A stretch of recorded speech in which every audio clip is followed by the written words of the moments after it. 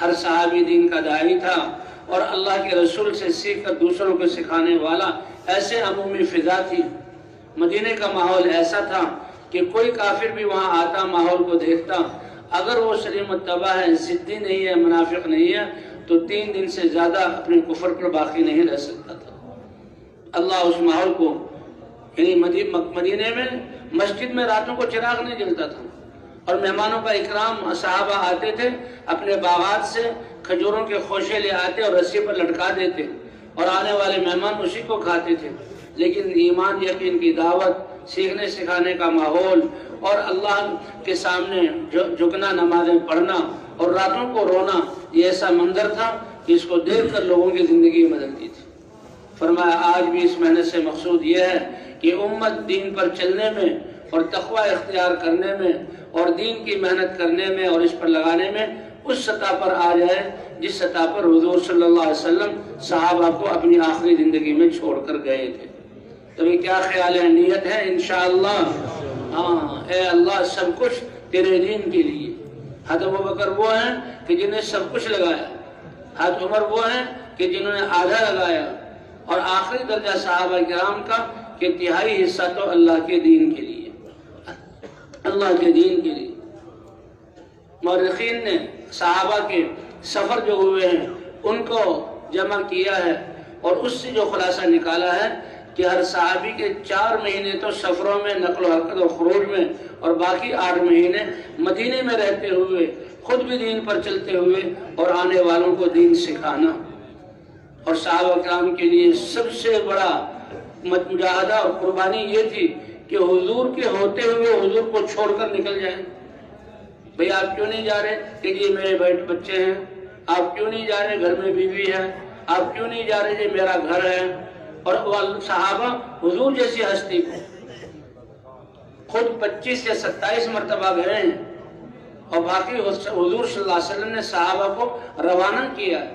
اور کتنے صحابہ ایسے جو اللہ کے راستے میں گئے، وہیں شہادت کا جام نوش کر لیا اور واپس نہ آ سکے، لیکن جاتے ہوئے خوش خوش گئے کہ اللہ نے کیا ذمہ داری دی اور کس پیغام کے لیے۔ اے معاذ تم جاؤ اور ان کو دین سکھاؤ اور ان کو نماز سکھاؤ اور ان کے مالداروں سے زکوٰۃ لو اور فقراء کو دو۔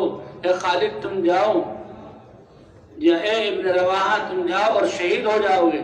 حضرت ابن رواحہ جمعہ کا دن تھا، وہ رک گئے کہ جماعت کو میں روانہ کر دوں اور خود مسجد نبوی میں ٹھہروں، سواری تیار ہے، تیاری مکمل ہے، جمعہ پڑھ کے جاؤں گا۔ حضور نے پوچھا کیوں ٹھہر گئے؟ اے اللہ کے رسول جماعت تو روانہ ہو گئی ہے، لیکن میں جمعے کے لیے کہ آخری جمعہ ہے زندگی کا آپ کے ساتھ، تو اس لیے مؤخر ہو گیا، جمعہ پڑھ کے چلا جاؤں۔ تو اس پر حضور نے حوصلہ افزائی نہیں فرمائی، بلکہ کیا فرمایا کہ یہ اعمال تم نے کر لیے، ان کا ثواب تو تمہیں مل گیا، اور تمہارے جو ساتھی تھے وہ صرف آدھا دن مسافت طے کی ہے، پیدل چلے ہیں، جہاں جانا ہے وہاں تو مہینے بعد پہنچیں گے، اور جہاد میں تو بعد میں اتریں گے۔ فرمایا ان اعمال کے ساتھ ساتھ اگر روئے زمین کے خزانوں کے مالک بن کر ان کو خرچ کر دو اللہ کی راہ میں، تب بھی اپنے ساتھیوں کے آدھے دن اللہ کے راستے میں پیدل چلنے کے ثواب کو پہنچ نہیں سکتے۔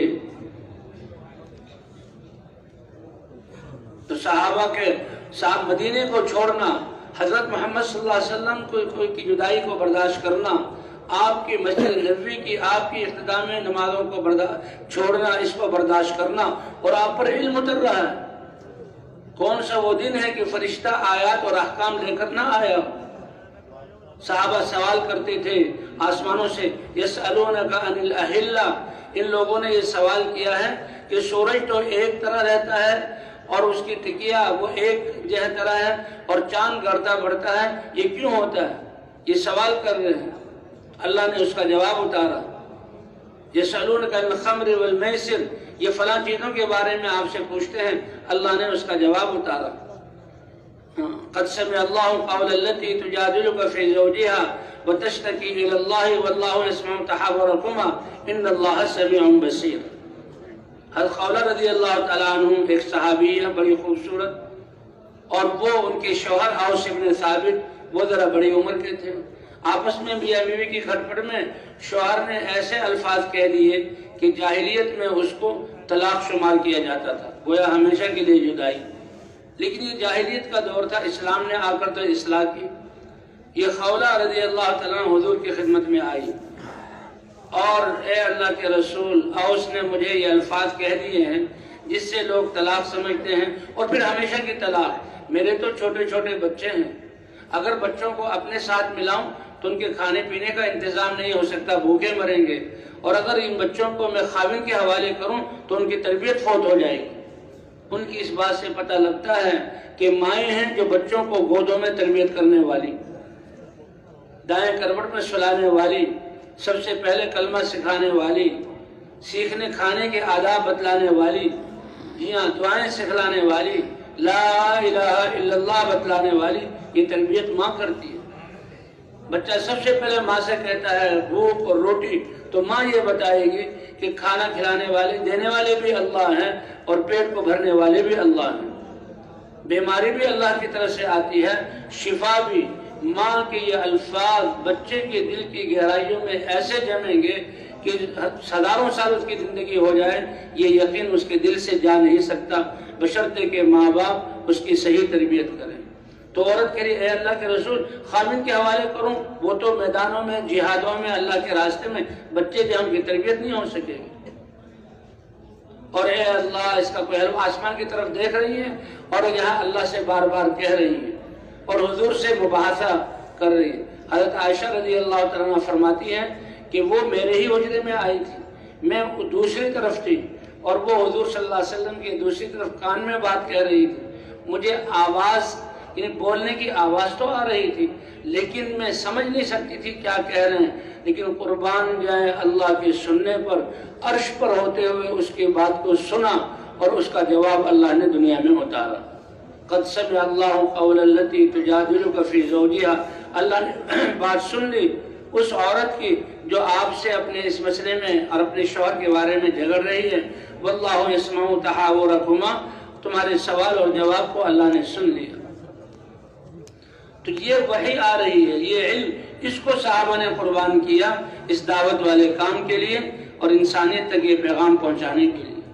ہماری کون سی جگہ ہے جو مدینے سے بہتر ہو؟ کون سی مسجد ہے جو مسجد نبی سے بہتر ہو؟ کون سا وہ امام ہے جو حضور صلی اللہ علیہ وسلم کی پاؤں کی خاک کے برابر بھی ہو؟ اور کون سا وہ علاقہ اور اسباب ہیں جو صحابہ کے اسباب سے زیادہ قیمتی ہوں؟ تو صحابہ اس نکلے، 150 سفر صحابہ کے کروائے اور یہ سب سے بڑا مجاہدہ تھا، اسی وجہ سے اللہ نے اس دین کو پوری دنیا میں پہنچایا۔ آج وہی آواز ہم سے ہمارے سامنے لگائی جا رہی ہے، نکلو اللہ کے راستے میں، انفروا خفافا وثقالا، کہ ہلکے ہو یا بوجھل نکلو اللہ کے راستے میں اللہ کا پیغام لے کر، کیونکہ اس دعوت والے کام میں سب سے پہلے تو اپنی اصلاح ہے، اپنے یقین کو بنانا ہے، اس ایمان کے سرمایہ کو حاصل کرنا ہے اور اس ایمان کے ذریعے ان مبارک اعمال پر آنا ہے اور ان مبارک اعمال پر آ کر دعوت والے کام پر جمنا ہے۔